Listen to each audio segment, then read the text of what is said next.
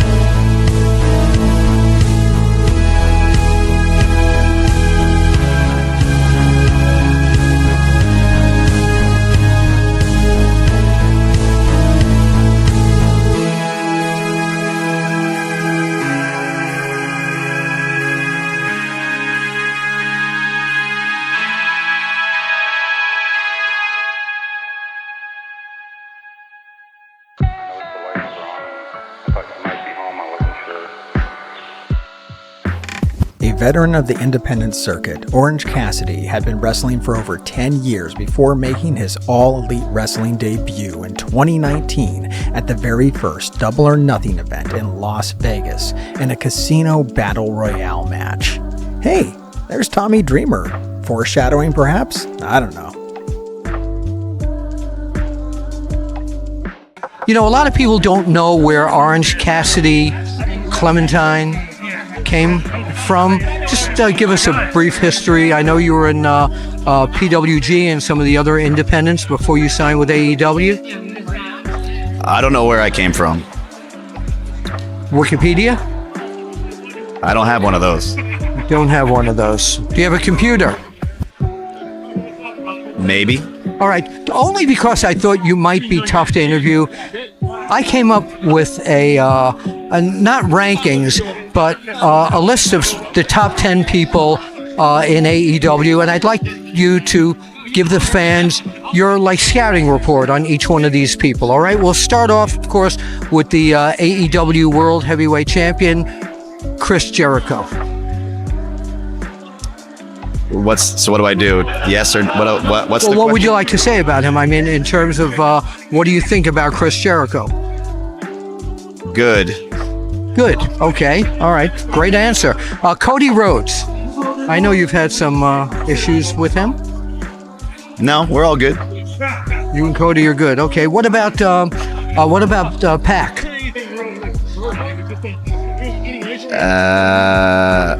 He kicked me in the face. Yes. And how did? What would you like to do to him in exchange for that? I don't know. Okay, it's a wonderful interview here. Kenny Omega, one of the top stars in the world. Good. Have you ever competed against him? No. Would you like to? Maybe.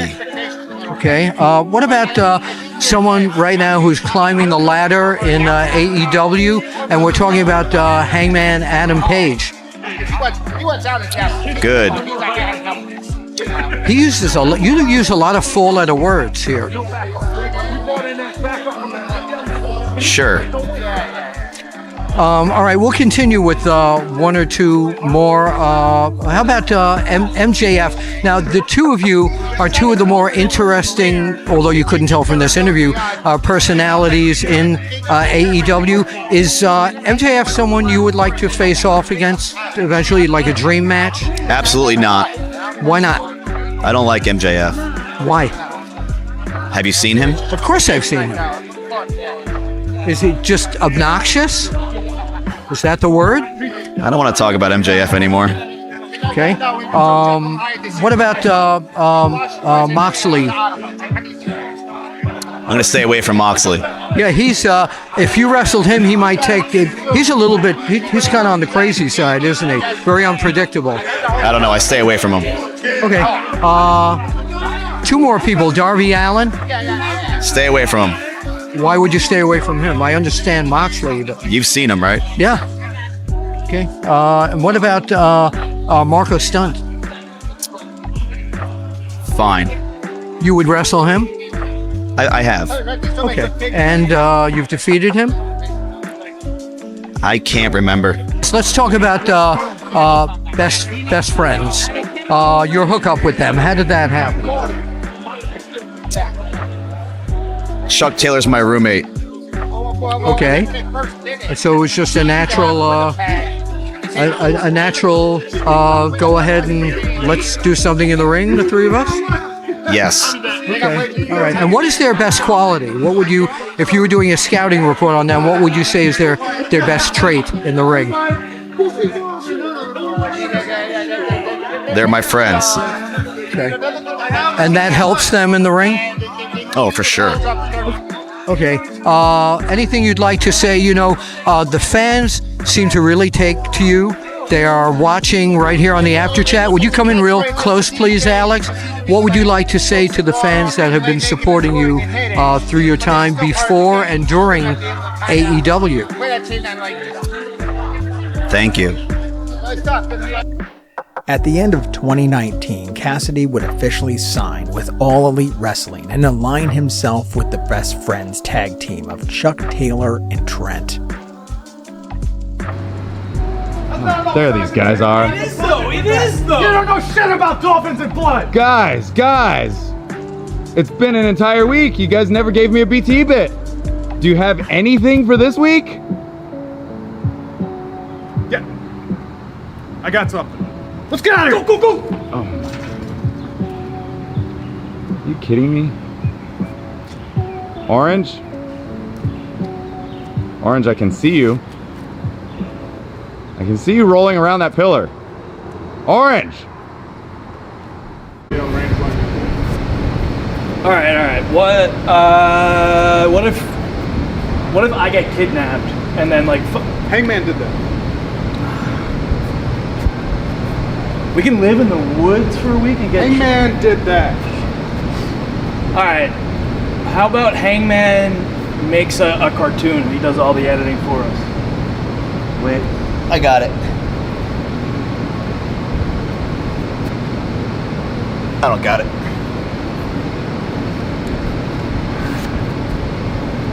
I don't think we have what it takes. Hey, there you guys are. Guys, it's been 4 weeks. You still couldn't come up with anything? We don't have any ideas yet, Brandon. We're trying. You keep rushing us.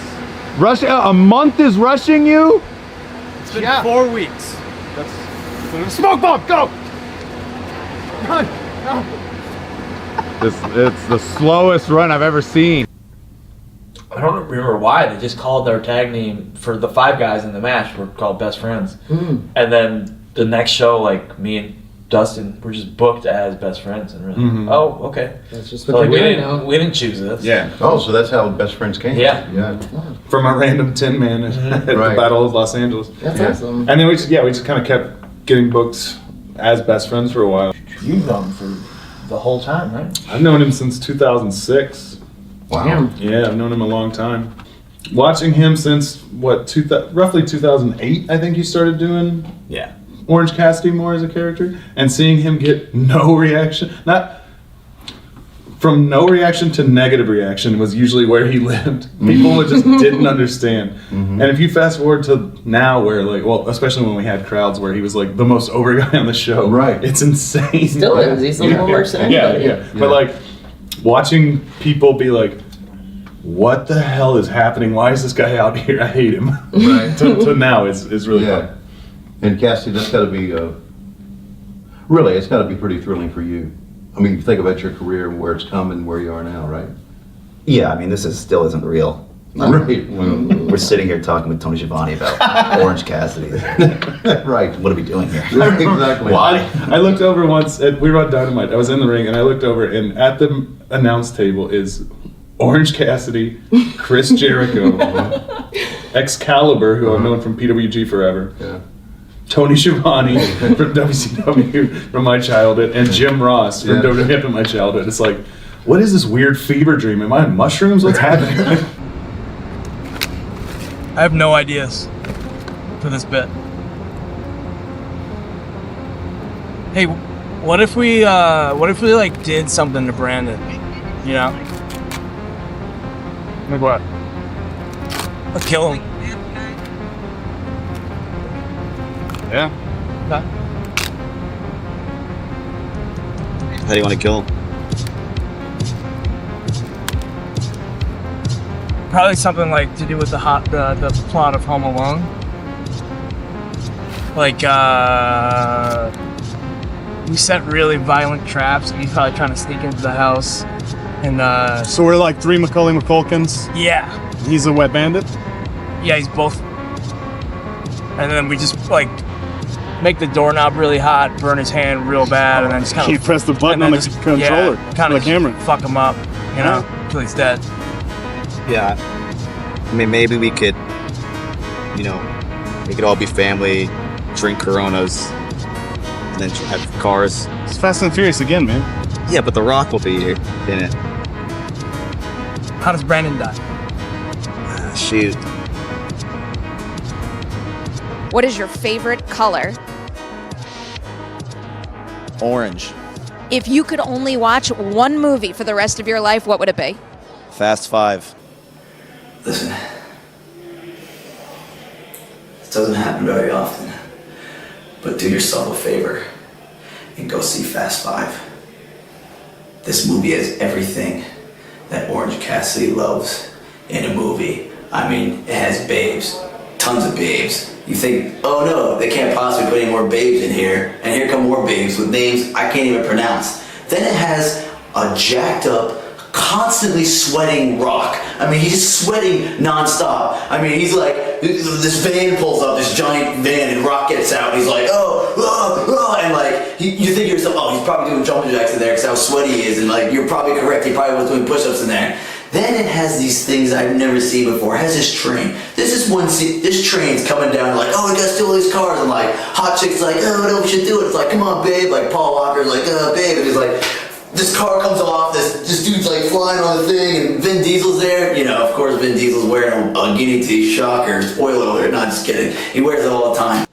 I've been telling people on this channel to subscribe, and they won't. Yes. What can we do about that? Can you help me out? Maybe if you tell them to subscribe, they'll do it. Threaten them. I'll threaten them Yeah, for you. Yeah, that'd be great. Yeah. You don't have to do it or you're cursed. All right, you're a wrestler. Yeah. You've seen Orange Cassidy move. Mm-hmm. How much more difficult is that to do with your hands in your pockets than having your hands out? Oh, there's no way. I mean, just the logistics of taking a bump. It is all about the explosion of your hands and arms and having like your hands, arms, shoulders, everything hit the ground at the same time. So you're like distributing the force. Like that's what taking a bump is. That's it. To do that with your hands, even like his little shotgun drop kick he does I don't want to do that crap without my hands in my pocket. I'm not taking an unneeded bump to hit a move, and he's just doing it confined. There's no way. It's impressive, though. I don't think people read it as impressive. Like, it's funny because the presentation is it's the most lazy thing possible, but it's actually the most try-hard shit possible. And the suicide dives with his hands in his pockets? No way. I can't do that with free hands. There's no way.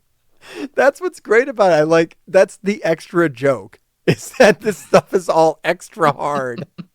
Like, yeah, he's putting his hands in his pockets. Oh, he doesn't care about pro wrestling. You know, he's taking the piss. I'm like, no, he actually just increased the difficulty of everything by like 100, 200%. And he's pulling it off, you know, beautifully. Mm-hmm. And then getting discredited for it and because then his hands were in his pocket. Getting slammed on the internet for it.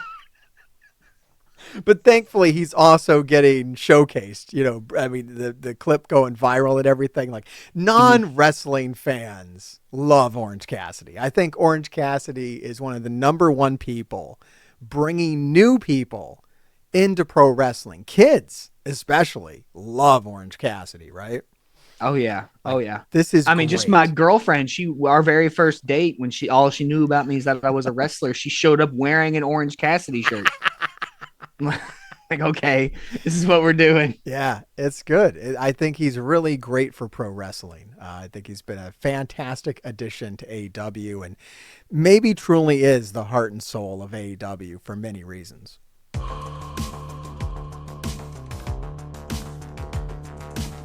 Orange Cassidy would have his first proper singles match with Pac at the start of 2020 at the Revolution pay-per-view. This match would be a breakout performance for Cassidy, with highlights from the match going viral on YouTube and getting well over 40 million views. For Orange Cassidy, I can go back to the match against Pac at Revolution. That was kind of like the turning point, I think. I mean, we all knew, you know, obviously we all were kind of into his character and what he did, but all of a sudden it's like, holy shit. I think that was my favorite AEW match so far. Tell him how you cried, man. So we were ringside cheering him on. Mm-hmm. And he's getting his ass kicked. The crowd was so hot for his comeback that I'm supposed to be like cheering for him on the outside, and I started like tearing up, and I was like, oh God, what am I doing? What am I doing? I'm crying ringside because his comeback's going so well. In front of like 12,000 people. Yeah. Or whatever it was. Yeah, that was a beautiful match. After breaking the internet, Orange Cassidy would go on to have a feud with Chris Jericho that would culminate in one of the most unique matches in All Elite Wrestling history, the Mimosa Mayhem match. To be declared the winner of this match, you would need to throw your opponent into one of the huge vats of orange juice and champagne. A little bit of the bubbly. What are you gonna do, huh? What are you gonna do? You got nothing. Oh my God, look at Jericho. Orange juice. I'm assuming there's oranges everywhere. Mimosa Mayhem match. 80 gallons of 100% pure orange juice with 500 cases of a little bit of the bubbly.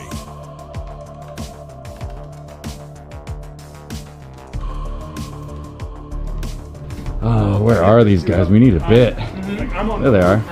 I'll choke you. Oh, hey, look at this. You guys got a whole board of like ideas for bits? This is great. How to kill, what? Murder Brandon? Hey, what are you guys? What's up? Carvan Sue? No, it's for Brandon. It's for Brandon. Yeah, I am Brandon. No, it's for Brandon. It's for...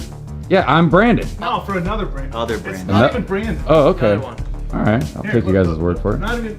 Hey, wait a second. I'm the only Brandon on the roster. Huh? No, man, look, it's gone. See, we misspelled it, dude, at first. It's for Brandon. You wrote Brandon again. Ah, shit. You wrote Brandon. Smoke bomb! Orange. God, what a... Unbelievable. Oh, is that best friends? They look like they want to kill me. I'm gonna hide. Brandon's in here. Brandon's in here. I'm ready. I'm ready. I'm ready. I'm ready. I'm ready. Always in this button. Ready?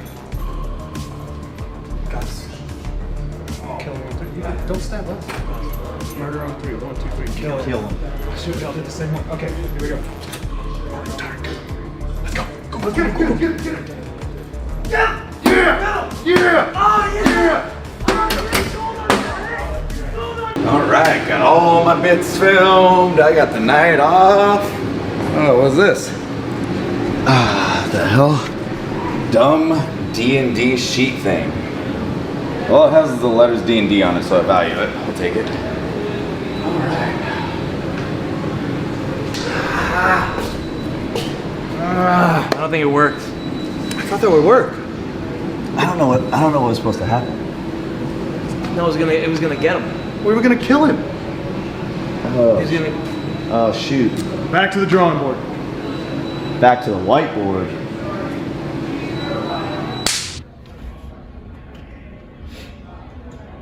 Okay, so, how's this gonna, what's the plan? It's a tripwire, so Orange, I'll say pull it. He'll pull it.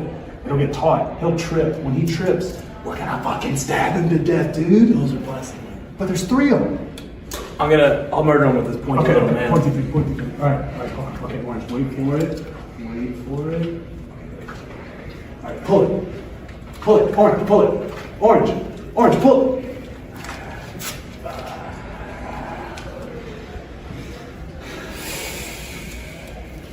I thought that would work. He's still alive for sure.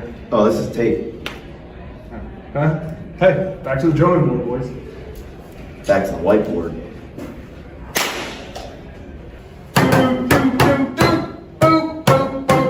Here we go. Put Brandon's head in the microwave, kill him, put it on. Wait, was pizza that a setting. popular song you just did?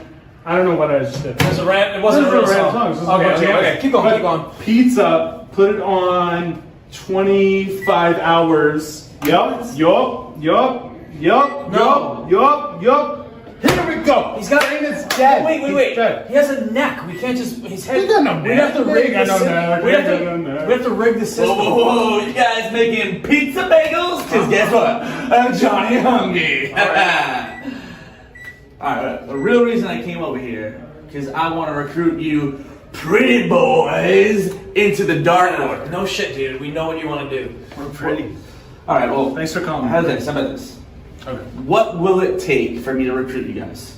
What do I have to do? I'll do anything. Hey. Hold on. Bring it in. Alright.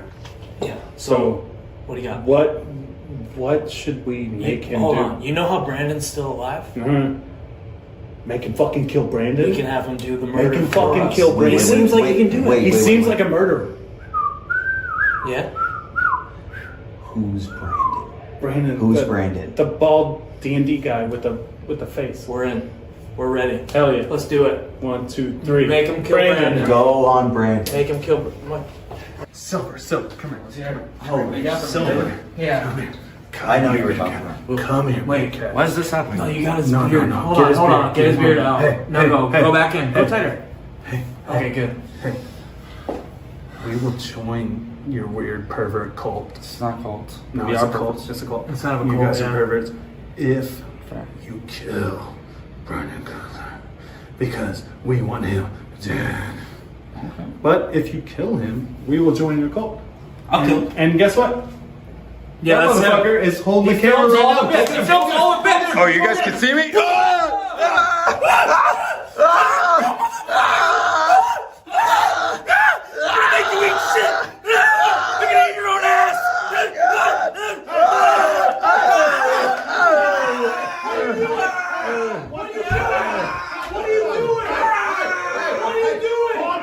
Calm down. Hey, you're in here trying to fucking jerk him off first?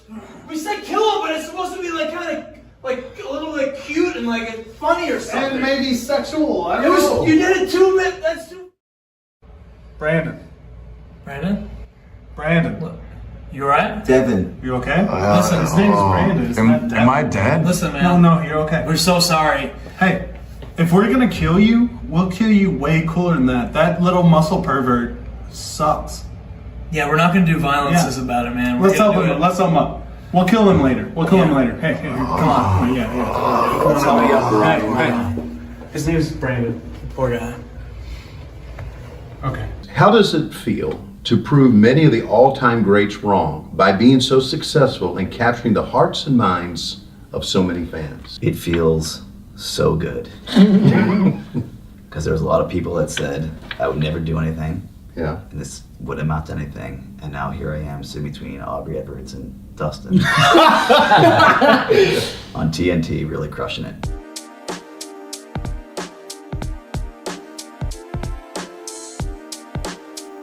In 2021, it had become clear to everyone that Orange Cassidy was a main event level talent that could have an amazing match with literally anyone on the roster. Cassidy's creativity and wrestling ability was of the highest level, and he would start the year off by putting both of those assets on full display in an Arcade Anarchy tag match by partnering with Chuck Taylor against the team of Kip Sabian and Miro. But my buddy here had a really good idea for a match. He said, how about we take all these video games you boys love so much and we put them around ringside and we put your heads through every single one of them. And then we break you. Who has been your toughest opponent to date? Your toughest opponent.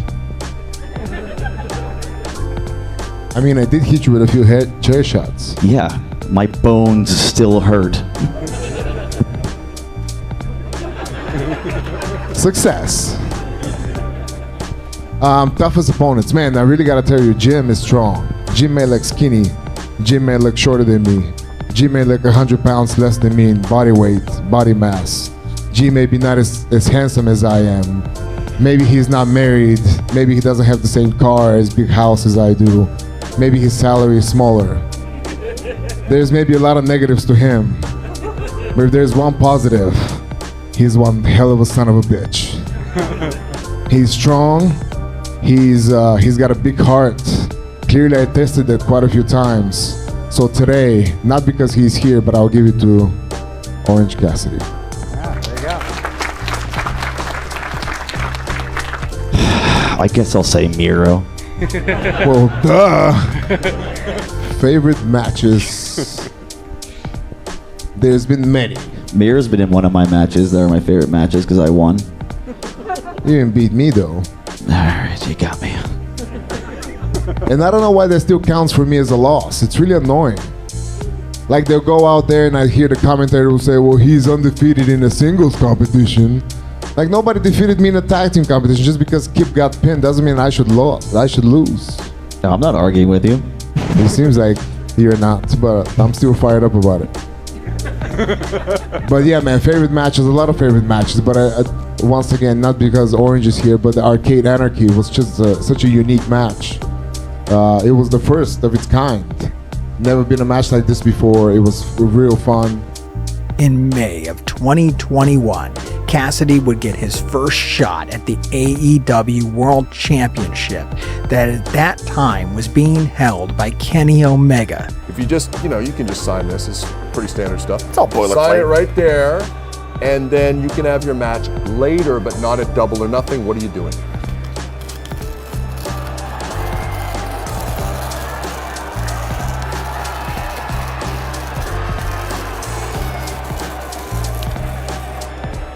The match would be set at Double or Nothing as a three-way dance with Cassidy's first rival, Pac, and it would go on to be the highest-rated match of his career in AEW at that time. Orange Cassidy would end 2021 working a program with Adam Cole that would culminate in a lights-out match at the start of 2022 at a special Beach Break episode of Dynamite. This match was extra notable in that a certain very nice, very evil wrestler known as Danhausen would make his All Elite Wrestling debut by placing a curse on Adam Cole that would ultimately lead to the mischievous demon joining the Best Friends stable. Orange Cassidy, would you go on the vlog with me and Daniel Housen? No. Okay. Okay, well, we'll have to erase this. Let Danhausen ask him. All right. Danhausen, tag team together. You want to be on Danhausen's vlog. Okay, well, thank you. All right. Don't thank him. He said no.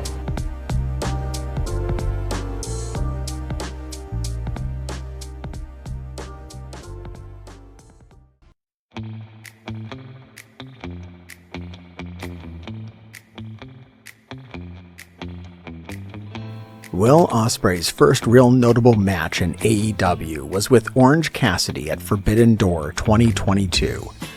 Will Ospreay's actual first match in AEW was a 6-man tag match between United Empire and the Best Friends stable, but this match between Ospreay and Cassidy would be much more high profile and holds a higher rating on Cage Match with a 9 out of 10 score.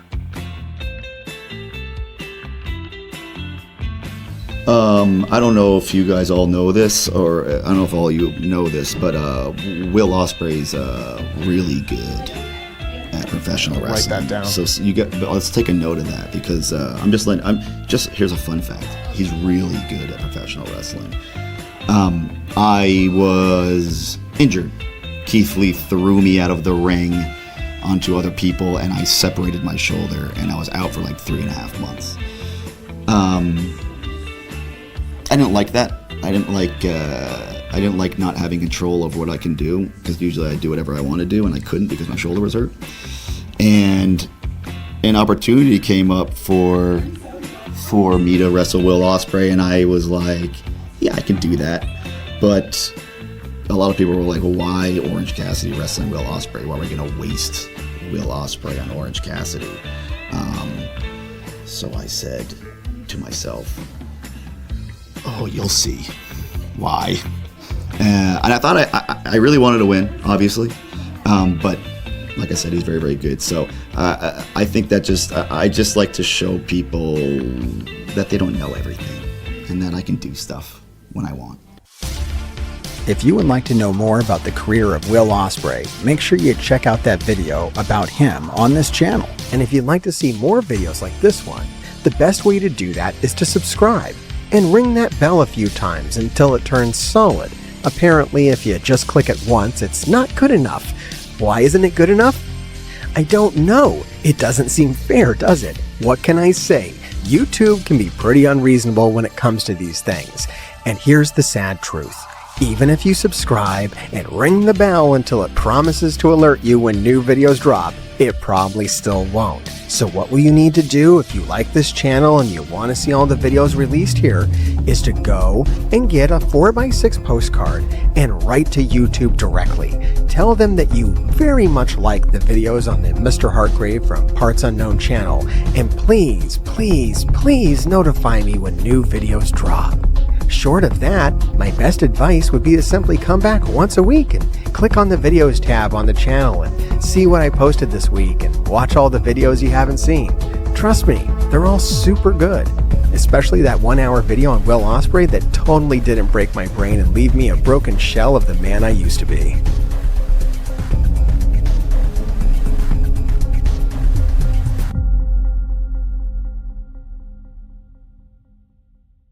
You better bet on the best friends, because we're the best bet to win. Grrr.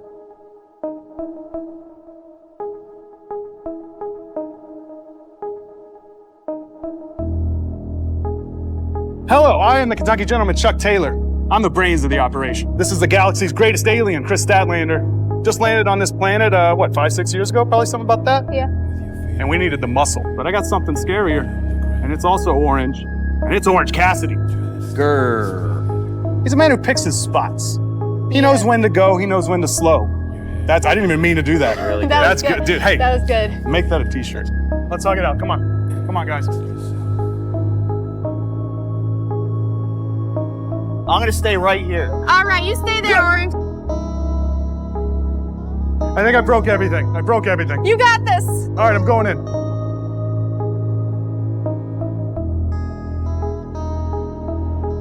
Is he still in there? Yeah, he's still in there. I'm gonna go real quick.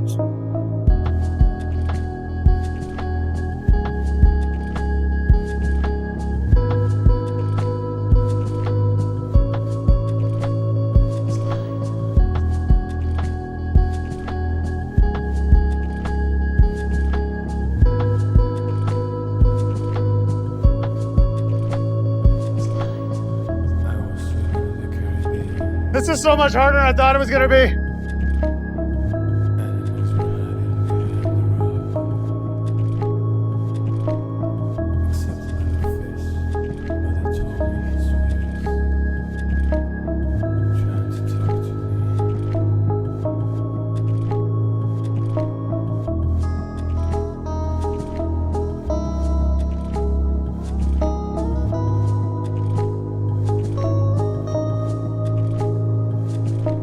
In my defense, we did this for you, Chris. We wanted you to be the star, so I took a dive. I jumped right in. Doing real good. That's how you do it. Great job. I'm gonna stay right here.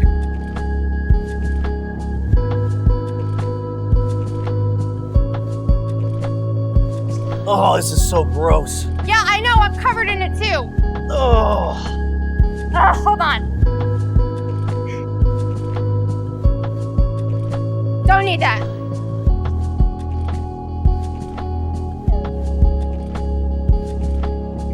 Oh, this is good. This is good for my hair. All right, here we go.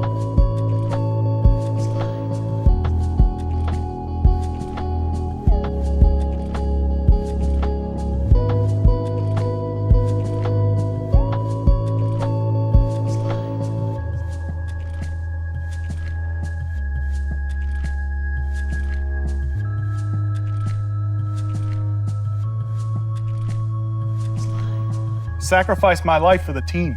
No, you didn't. You fell. I fell too. Yeah. Oh, right. Well, I'm out of excuses. Yeah. And thank you so much for joining me with Cocktails with Cassidy. Yeah, we go. I think she looks great. Elvis is the worst one. I thought that might have been Lady Gaga for a second until you come over and see I knew exactly and Madonna. you see her outfit. No, you got the birth. I knew exactly Madonna. I think this is the guy that And they even got the drawn in space between the two. Oh, it is so drawn in, you can tell. Is this the DDT guy? I think this is the guy who wrestled. No. The Moonwalk DDT guy? Pat Buck booked him for Creative Pro, and he said that this guy has a Vegas show. We saw him on the sign driving in. Stop. I disagree. Did you wrestle with Michael Jackson? There's a Michael Jackson wrestler. Believe me, I get tagged in Twitter things all the time. You guys do stuff. The guy has a Vegas show. Okay, what do you want me to do? This is from Reach a out to Vegas him? show, and you're gonna. I'm saying it's incorrect. All right, There's a podcast rift. over. There's a rift. There's a rift think we just amongst broke the up, best guys. friends. Breaking news here. Best friends is just me and Stat. All right, so are we done with that? Yeah, Are we done with that? Are we done with that? Are we done with that bit? That was a good segment. That was a pretty good segment. Fix, marry, kill. Did we all weigh in on that? I mean, I agree with your answer, I but agreed. the fix, It was the the fix correct makes answer. things different. But I You can agree with marry your and fix. You marry and fix. You But then what do you definitely do? fix MJ. Yeah, you'd have to, right? You got a different But idea? it's also if it's retroactive. Like, do you retroactively fix? Like, You have to go back in time and stop his Yeah, dad that's- from that's the touching his problem. butthole or something. I'm assuming a Who lot knows? of Hey, pedophiles are allegedly. abused as kids. allegedly. You'd have to break the cycle even before the dad. Wait, is it alleged? Yeah, I mean, It's nothing was, Allegedly, nothing, sure. nothing was proven. We can't air any of this. I beg to differ. From everybody I've talked to at AEW, like the freedom that you guys have for creative. Yeah. Is that something that? Oh, it's amazing. Like I never worked for WWE. He can speak to it better than I could. Like, Has that been from- with everywhere else you've worked though? Has been the independents are like usually pretty loosey goosey. Like, but to be able to do crazy shit that we would do in the indies to make each other laugh, to now being able to like translate that to TV, like New Japan was like that too. Nobody was telling you Yeah. what to do in a match or anything like that, which is so different. WWE is so, they want to know everything and they want it to be a certain way. So just having full freedom is awesome. Yeah. it's crazy to be able to like. I could say like, oh hey man, you got to do this camera move like this when I do it, and the guy just goes okay. Like, on our television program. That's pretty rad. It's Is that Brandon doing that? I only hear his name when. Oh, Brandon's just the young Brandon's Bucks guy. dead. We Just killed the- him. Okay. We did on BTE. Did we actually kill him? No, I don't think so. We tried our hardest. You come out to the Pixie song, right? Correct. How? You didn't always come out to that in AEW. I did not. When did? And I noticed that I don't remember how long ago now. It seemed like Tony and the company started getting some of the rights to some of these major songs. Well, how long ago was that now? Probably like 2 years ago now. It was during the pandemic, so yeah, probably 2 years. Maybe about a year because it was right. It was right before the arcade match. Yeah, probably a year and a half ago. Was that something that you were coming out to on the Indies before, No. or this is your first time coming out to that song? There was like it's a song that pretty much just is me. Which And one? Pixies or Pixies. Jane? No. He used to come out to Jane by Jefferson. Jefferson Starship. But Pixies was like right up there. It felt. I mean, hey, I feel it. I feel ready to go when I hear that song. I do like it. It's great. I definitely popped when I heard it. When I was like, wait a minute. And I remember the first time we came out to it, they didn't cut because that intro is like it has like the light. It makes the sound, and then the guitar riff hits, and it's like 30 seconds, and we're just sitting back here like we can't walk out now. Like kind of nothing's happening, and eventually they cut it. So now it comes out when when it hits the. It works. Your song should be the thing that gets you ready to go, and there's nothing like the Pixies that gets me ready to go. School band. Did everyone have those? I don't know. It was either chorus, orchestra, or band. Is that really where you learned the Had sax? to, no choice. For band? I had to pick it up.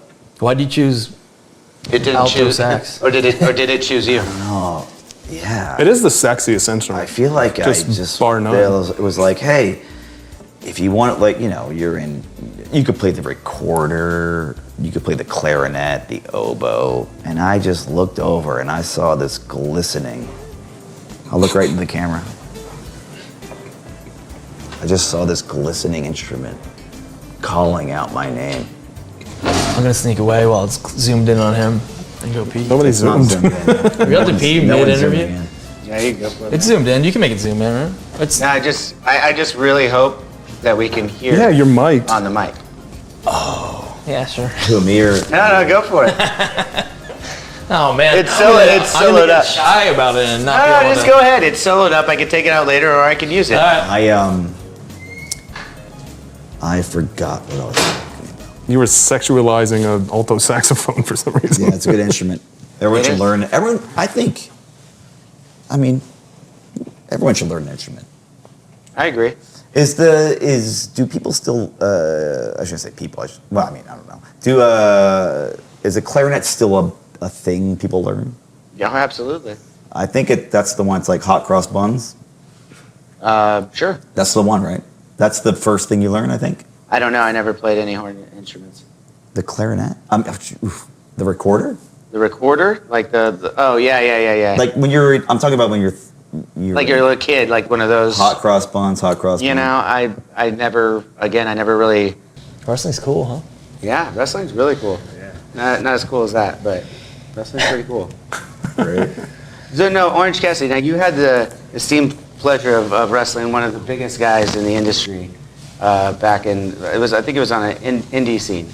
What was that like? Which one are you talking about? Superhuman, of course. Oh. Did you wrestle Superhuman? The Juggalo fuck this shit kid? No, I didn't wrestle him. Did you do something? What happened with that? I helped him. Oh, you're pro Superhuman. With two M's. Ethan Page. Ethan Page wrestled him. Well, no, I wrestled Ethan Page in I can't remember. But I definitely was pro Superhuman, and I definitely helped him out. Ethan Page is a bad person, and he tried to hurt a good person, and if I'm around, I'm not going to let that happen. So, stop it. What was something that you've heard that have you ever broken character because of something someone said in the audience? I mean, I'm not. There's not a character. I am me. This is it. And I love when people are like, "What's happening? What's going on?" Because that did happen once. He wrestled Keith Lee in Texas. This is before he blew up and before Keith Lee blew up. It was an indie show in Austin, and they're doing. I can't remember exactly what you're doing, but Orange Cassidy shtick. I was doing what I was doing to make sure I win the match. And it was like quiet in the crowd because he wasn't like popular yet. And a guy in the crowd just goes like, "What is happening?" Like so clearly. And then when I won the match, that man stood up and gave me a standing ovation. Is that true? So you're welcome, sir. Yeah, people went nuts after. Like he walked out, and everybody was like, "I fucking hate this little denim bitch." and then he got. Yeah. I actually personally, the first time I saw you was in AEW with the hands in the pockets, going up against. I mean, I saw you before this, but I did like all you guys' feud with the Jericho and the what do you call it? Inner Circle. Now it's the Jericho Appreciation Society. But during the inner Circle time, really enjoyed that. I really thought. See, for me as a wrestling fan, I like the entertainment aspect of wrestling. Like not always what's going on in the ring. I like different things happening outside that really speak to someone's creative side. Put it that way. And I had never seen anyone fight with their hands in their pockets. And neither have they. Yeah. And that's why I did what I did. I have kind of an interesting question to that though. Do you actually have pockets in there? Have you ripped through them when you're like when you're fighting, or is it just that calm? Pull a or pocket how many out. pockets have you ripped through? Let's see live. No, Let's I see have it. actual. No, I mean I can. Let's see the goddamn. That's a very great question. He's not wearing his wrestling pants. I'll answer that not? question, and I will. Okay. That's a very good question.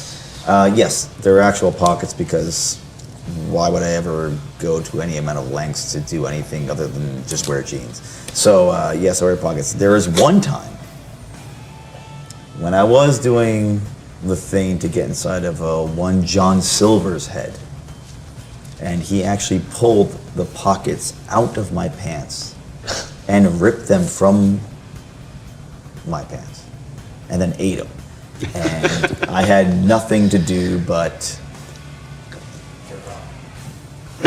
Crack off. I didn't say that. Off camera, he said jerk yeah, off. he said off camera. That's definitely I one was thing gonna we're say gonna have to Kim. edit out of this. I was gonna say- Out of this whole, we were doing so well before you fucking had to interject. I was. Why would he have to jerk off if he didn't have pockets? You know what? Oh. You know what? Nothing else. He might need to come on camera and explain what that is. he might not want to do it. There's a lot of embarrassing stories we can tell about that guy over there. All right, let's we have 17 hours. No. All right, that's it. So yes, you've had them ripped off by somebody else, but you haven't ripped them What am I yourself. doing? I wear jeans. What do you? I'm not altering anything. This is. Well, no, I mean, like while you're doing them, He's saying as a guy, while you're evading or doing a flip, because I do find that to be extremely, I would imagine, hard to do. I've never tried to do a flip with my hands in my pockets. Have you ever ripped the insides of your pockets performing a move? I really don't know. I don't know what my hands do. I'm just really not thinking of anything.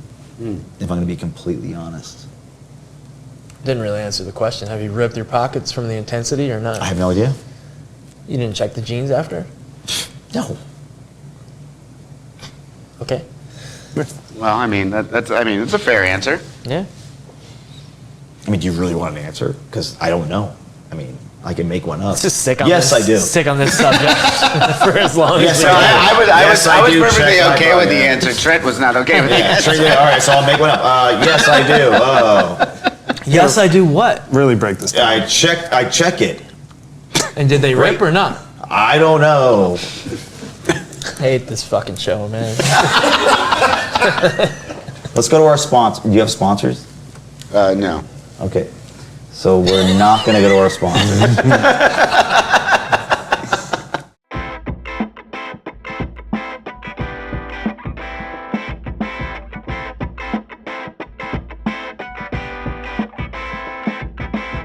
For most of 2022, Cassidy would attempt and fail to claim not only the TNT Championship, but also the World Trios title, and initially come up short against his own rival Pac in an attempt to win what is now called the International Championship at Grand Slam in October of that year. However, Cassidy would be successful in his next attempt just 1 month later and would obtain his first title in All Elite Wrestling and go on to be the longest reigning international champion to date. This initial run with the International Championship would bring Cassidy universal validation, and he would become regarded as one of the best workers in the company and elevate the newly established title in the process. Cassidy would be one of the most prolific wrestlers in AEW that year and the next, and would go on to defend the title just over 30 times, including notable defenses against Katsuyori Shibata, Trent Beretta, Jay Lethal, Wheeler Yuta, Buddy Matthews, Daniel Garcia, Jack Sabre Jr., Kyle Fletcher, and Swerve Strickland. Cassidy would even retain the title in a 21-man Blackjack Battle Royale match at Double or Nothing before ultimately losing the title to Jon Moxley in the main event of All Out toward the end of 2023, ending his initial run at 326 days. I didn't know what to do with it, and like most things in my life, I just did what I was gonna do. I did what I wanted to do, and I wanted to make it something that anybody could challenge for it at any time. Like, there are tons of people in AEW, the roster is gigantic, I'm sure, as everybody knows, and there are a lot of people that you don't necessarily get to see on TV do what they do. So I wanted to make this title the title that could show those people, show what they could do, because the AEW is full of so many talented people, and shine a light on people that didn't really get their spotlight. And it evolved into doing it a lot. And I think when people caught on, those type of people were like, oh, I'm going to try to take this belt because I want the spotlight. That's why there's so many. That's why there's so many people challenging me for this thing. But it's really just coming down to like the rules that I have in my life, and I live my life by a set of rules. And the first rule is that there are no rules, and then the second rule is sometimes you got to do it. So sometimes you just got to do it, and that's what I do. I just do it. I brought you back into this video so that you can explain to me the psychology, the in-ring psychology of Orange Cassidy. For everybody that thinks they understand ring psychology, I believe you actually do because you've been trained. Mm-hmm. But for all those who have never taken even one professional wrestling class, can you kind of in a nutshell describe what ring psychology is, just for the uneducated? So ring psychology is just the who, what, when, where, and why. It's the everything has to make sense, and it has to make sense to an idiot is basically how it's explained to you. You have to assume everybody knows nothing, and you have to spoon feed them information through what you do in a match. And everything has a time and a place. There's something for everything. I can't tell you how many times I've had a match and my feedback at the end is I wouldn't have done that here. That should have been here, or that didn't make much sense in the beginning. I probably would have not done that. And like, it's just people moving stuff around to where in your head, it makes more sense. You have to layer elements to the story. You have to layer elements to your character in a way that an idiot could understand it. And that's the basis of all ring psychology. And then it blossoms from there. That's really just like the core and the bottom of the tree that grows up into all these different ideas, and it applies to different ways. How you interact with the referee has psychology to it. How you portray your character has psychology to it. How you run the beginning of a match has psychology to it. I touched on it a little bit ago with the Danhausen match. Don't refer to other videos that haven't been released yet. Oh, it's the cardinal rule of YouTube. Watch that Danhausen video either now or later or sometime. I don't know when that's going to be on the channel.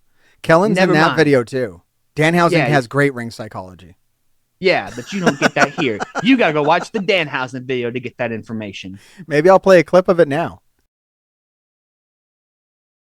So explain to us Orange Cassidy then.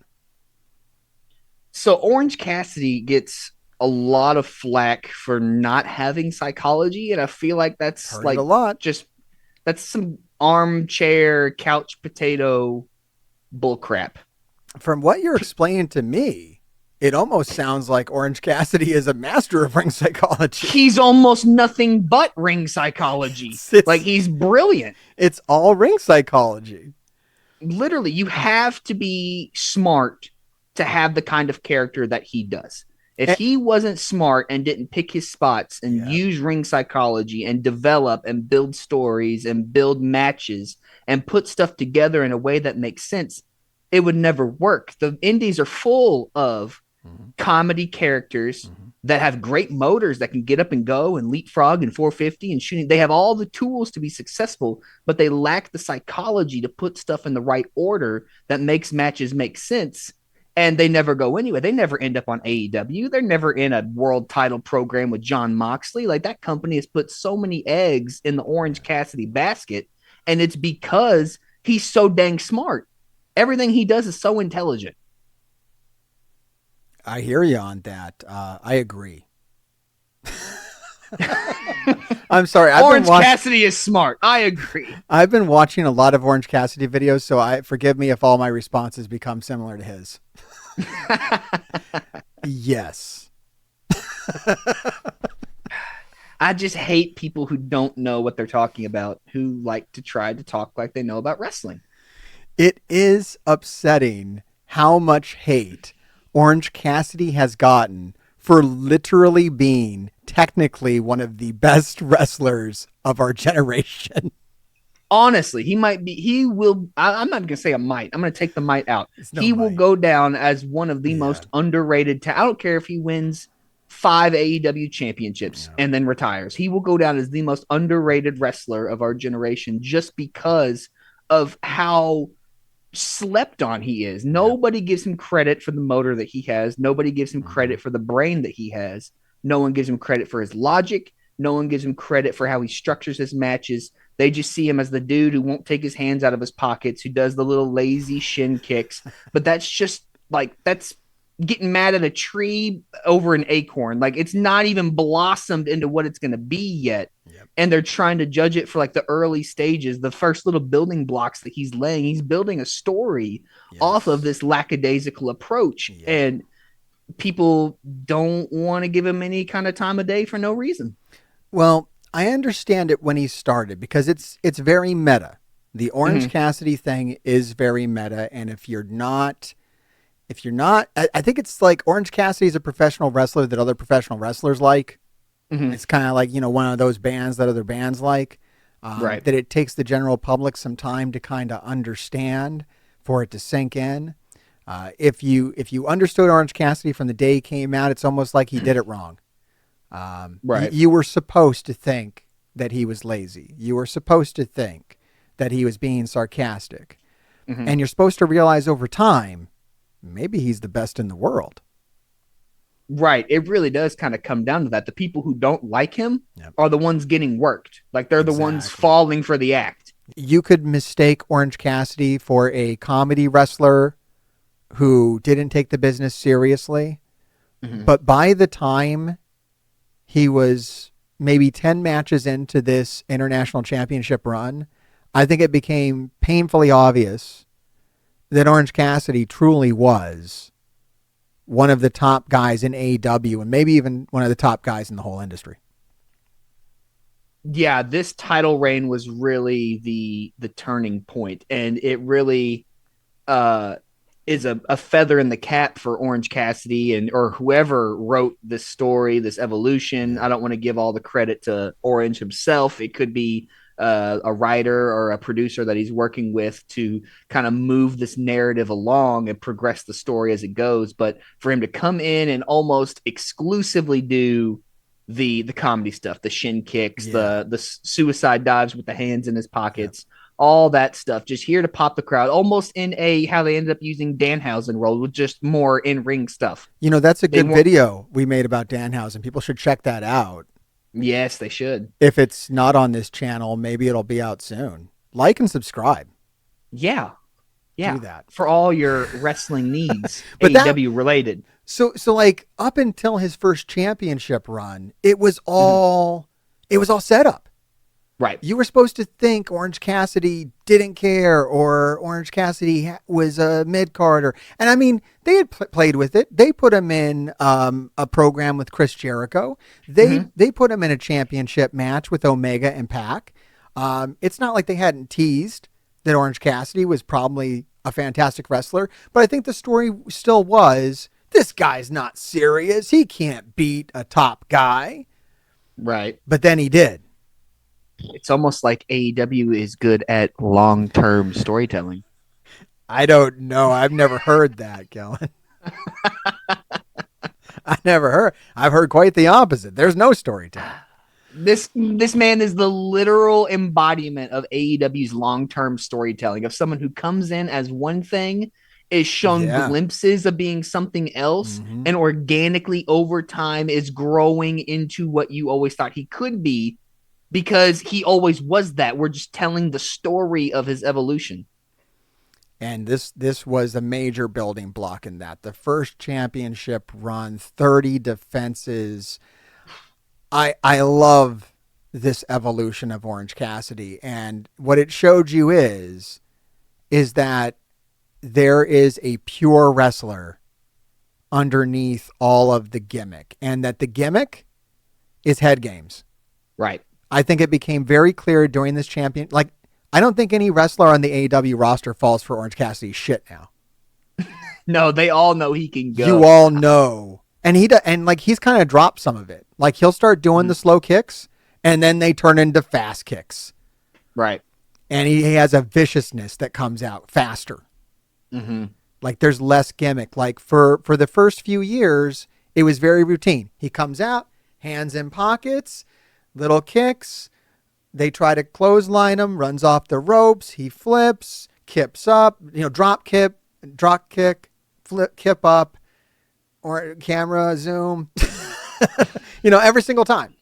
Right. And it was Very almost like routine. conditioning you to be like, oh, this guy's a comedy act. This guy's a comedy act. So the first time he flips the switch and goes nuts, like when he wins the championship, you're like, oh my God, this guy, he's got other levels to him. And the international championship run was pretty much all that. I think by the time he got to this international championship run, a lot of the gimmick was stripped away. And he does the stuff. He puts the hands in the pockets and he does the little kicks and whatnot. But you know what it is now. Now everyone knows, oh, this is head games. And they'll put it over on commentary. He's getting in their head. He's disrespecting them. Like, this is to make the other person upset and to take them less seriously so that they're trapped. He wins a good amount of his matches with the surprise roll-up, too. Right. I noticed that when going through some of the matches in this defense, you'll see that a lot. There's a lot of elements of luring, like rope-a-dope, luring the opponent in and then surprising them with a pin. A lot of amazing technical matches, too, with like Katsuyori Shibata and the matches he did with Zack Sabre. Like, there's so, really showing these extra layers of Orange Cassidy, letting you see this guy's experience on display.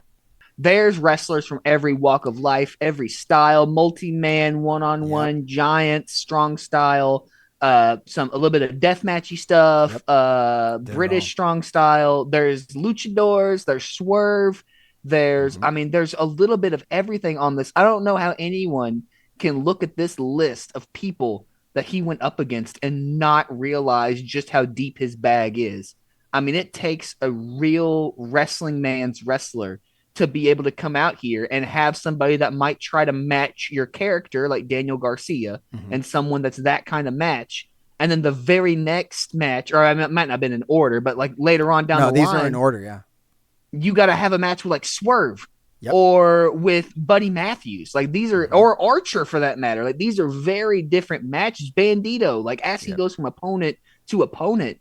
These are very different styles, very different paces. He's showing this match or these title defenses is a who's who. It's a masterclass, really, of let me show you just how deep my bag of tricks goes. Let me show you that I am one of the best in the world, despite my comedy character. You know what I like about this, too? Even just the amount of work he did plays against everything before. He's not lazy. Right. It was all deception. This guy's as try hard as you can get. He defended this. He was the opening to every single episode of Dynamite in this period of time. And I loved it. I loved the Orange Cassidy cold open. Oh my gosh. Show opens with Jane. Such a run. It's nostalgic. If you go back and watch this period of time, it'll be defined by the Orange Cassidy opening match, which was always a banger.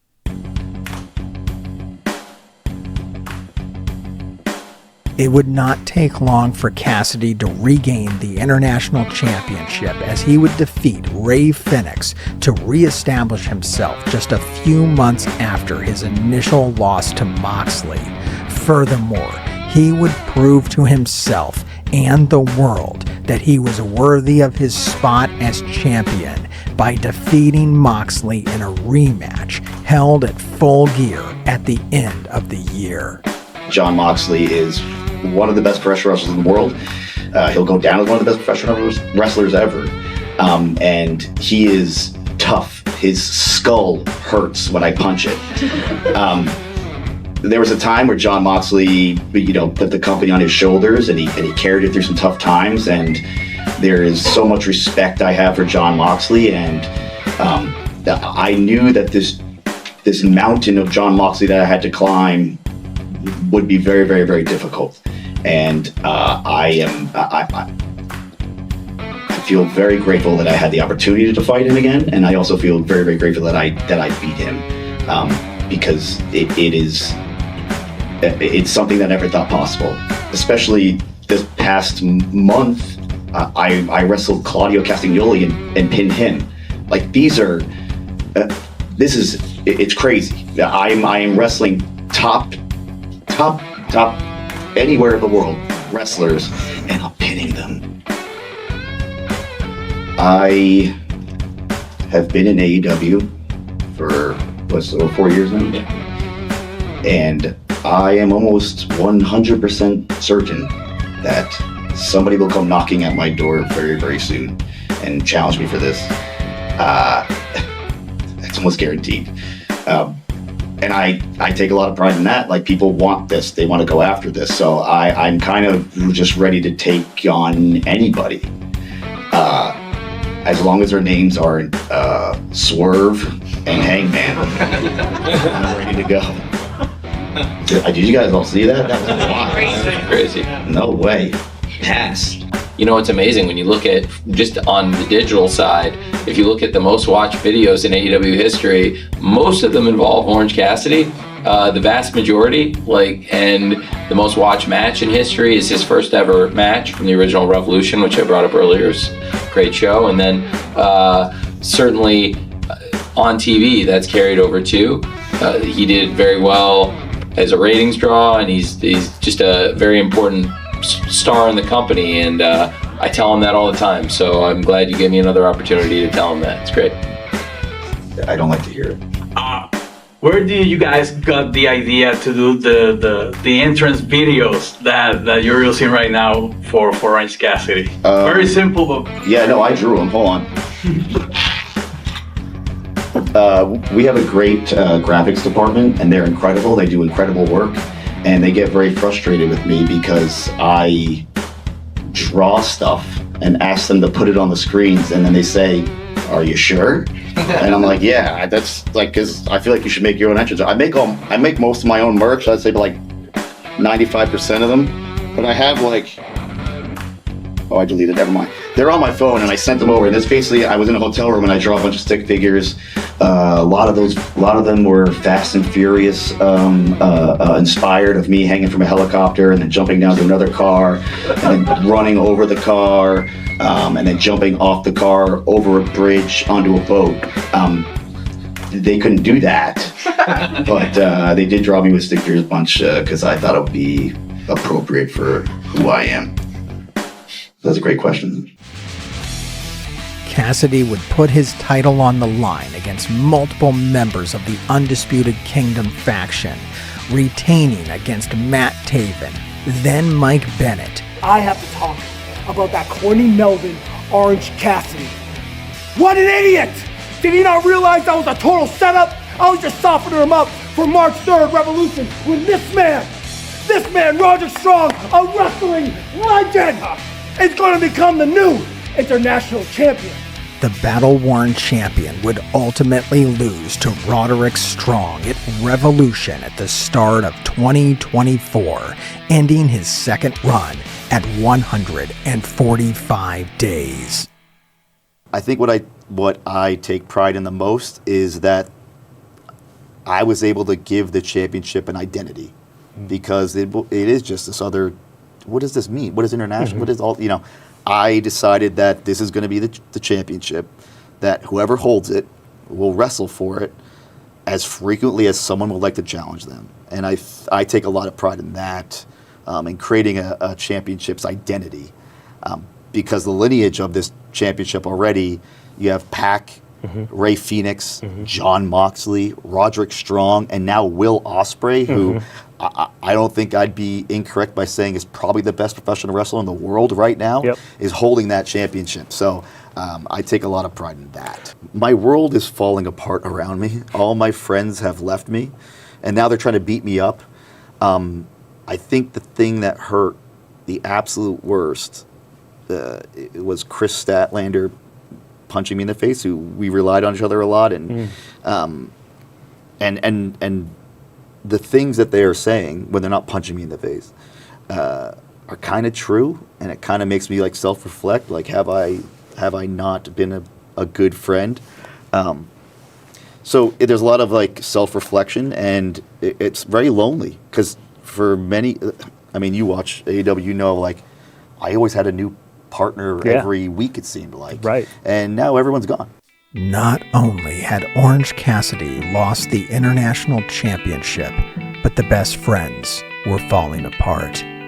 Trent had been acting out against various members of the group for some time, but the final straw came when he and Cassidy entered a tournament to crown the new All Elite Wrestling World Tag Team Champions after Sting and Darby had vacated the titles due to Sting's retirement. Trent had no choice but to team with Cassidy due to Chuck Taylor being seriously injured with what would turn out to be a potentially career-ending issue with his ankle. Many thought Cassidy and Trent would go all the way and win the tournament, since the best friends were AEW originals and had never held a title in All Elite Wrestling despite being there since 2019 and always being fan favorites. Furthermore, it seemed like Cassidy would be destined to hold All Elite Wrestling Gold once again sooner rather than later, due to him being immensely popular with the fans. So it came as some surprise that the duo would lose to the Young Bucks in the semifinals. After the match, Beretta would turn on Cassidy and hit him with a knee strike, laying the freshly squeezed one out cold right in front of Chuck Taylor, who was ringside for the match. You remember we brought him in here? He was supposed to be our mascot, and somehow he made us his lackeys? Orange Cassidy does not care about you. This would directly lead to the group totally disbanding, and Orange Cassidy would proceed to go to a darker shade of denim. But Cassidy would not be adrift for long, as he would quickly make new friends and form a new faction, the Conglomeration. The initial group would be composed of Cassidy, Mark Briscoe, and Kyle O'Reilly. Well, you know, my world pretty much fell apart. All of my friends abandoned me. Chris Statlander punched me in the face, who I thought was my friend. But then I found out a group of dudes that were kind of in the same situation as I was, that are down to conglomerate. And because we were all down to conglomerate, we just made the conglomeration. I actually have a bracelet, conglomeration bracelet. Oh yeah, that's a lot of letters there. Yeah. Well, and you know, we got a lot of dudes, so it works out. His new friends would urge him to try again, as he once had when he was the international champion, and to that effect, Cassidy would accept a challenge from Zack Sabre Jr. for a match at Forbidden Door, and that would go on to be one of the highest rated matches of his career. And although he would lose this match, his fighting spirit was seemingly being slowly restored. When you compete, you want to win, and I did not win, which is a little bummer. But Zach and I have been wanting to do that match for over 10 years now. And when you have that type of build up to something personally, you'll never be satisfied with what you put out, just because all the things you fantasize about in your brain. But I thought we did a I mean, I wish I would have won, but just because he's going to hold that over my head until we wrestle again. And that's really what this is all about. Him just holding it over my head. And then his handsome jawline telling me all the time that, you know, oh, I got you, mate. I don't know, I can't do the accent. But, you know, I just look forward to the next one. Fortunately, I work for AEW, right? And no one forces me to do anything I don't want to do, and they also are open to what I want to do.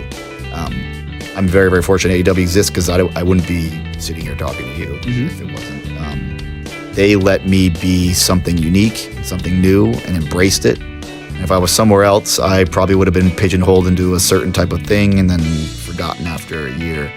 Or, I mean, at that point, hopefully after a year.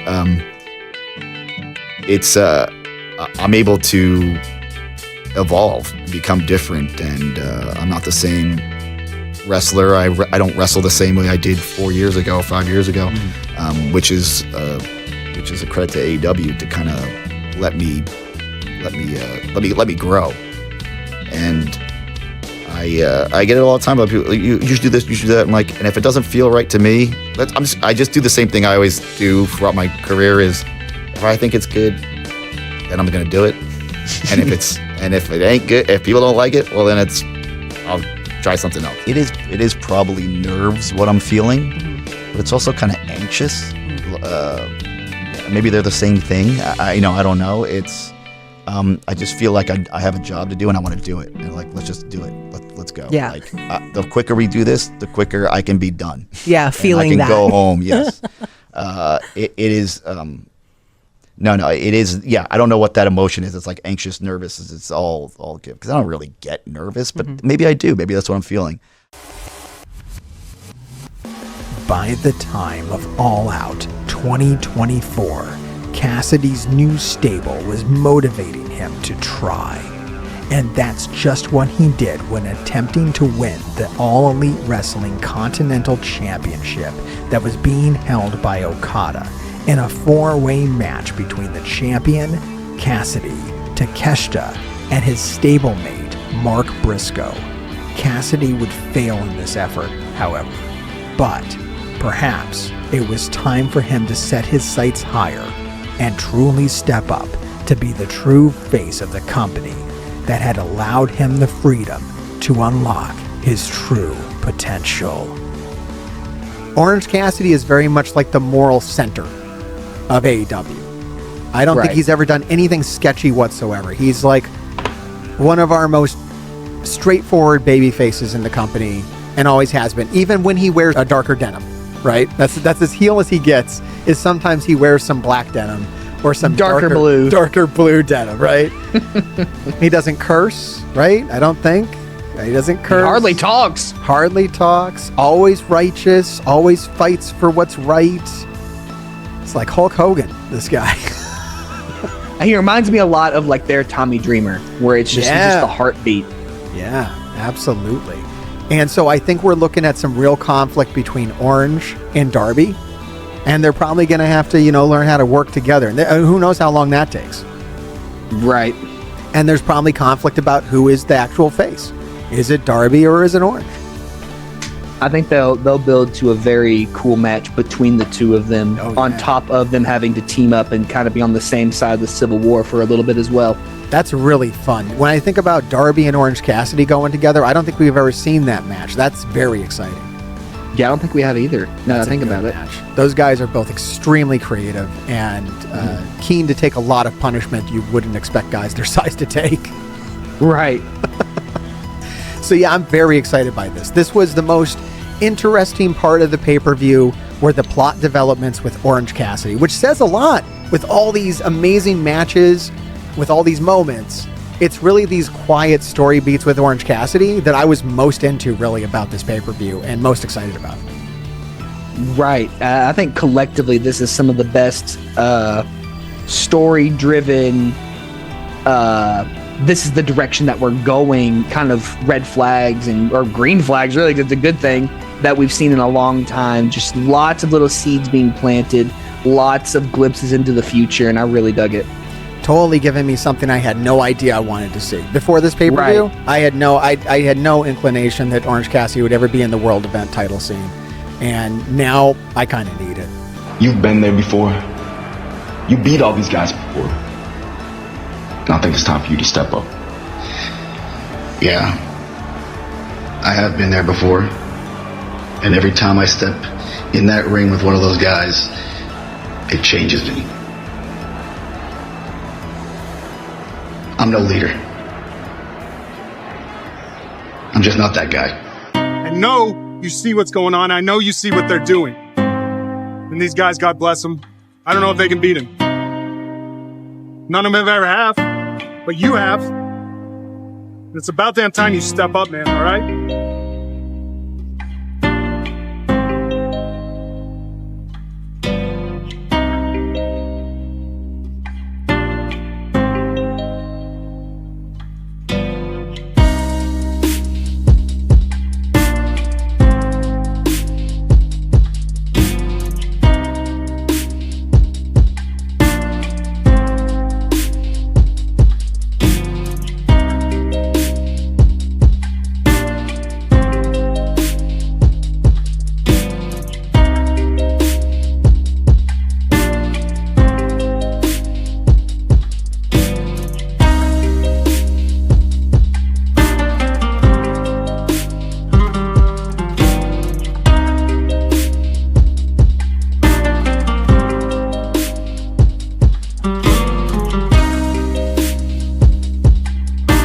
But I think exploring an idea where someone like me, with a professional wrestler that didn't want to wrestle, has now become the guy that has to wrestle because all of the younger talent are looking to them to step up. I don't like it. I don't want it. I just want to do my thing and take care of my friends, but I seem to be doing a poor job at that. So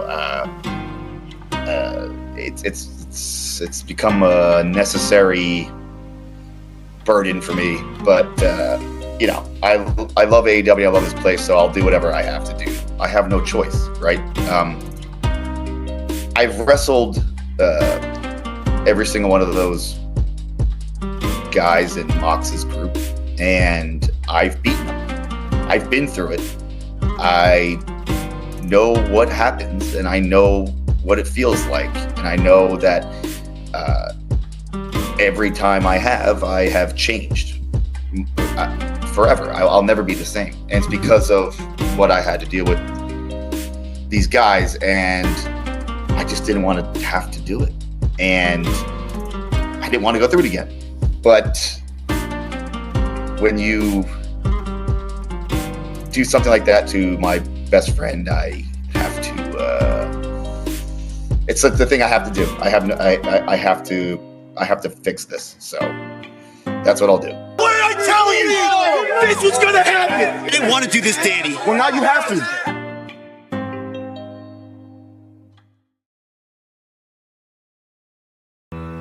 See, Jon Moxley doesn't need AEW. He never needed AEW. But see, I need AEW. I don't exist without AEW. Jon Moxley, I challenge you for the AEW World Championship. And I take the symbol of this company and what it represents, and I take it out of your bag and put it in my backpack. I'm freshly squeezed Orange Cassidy, and I'm the next AEW World Champion. And I still don't need a catchphrase.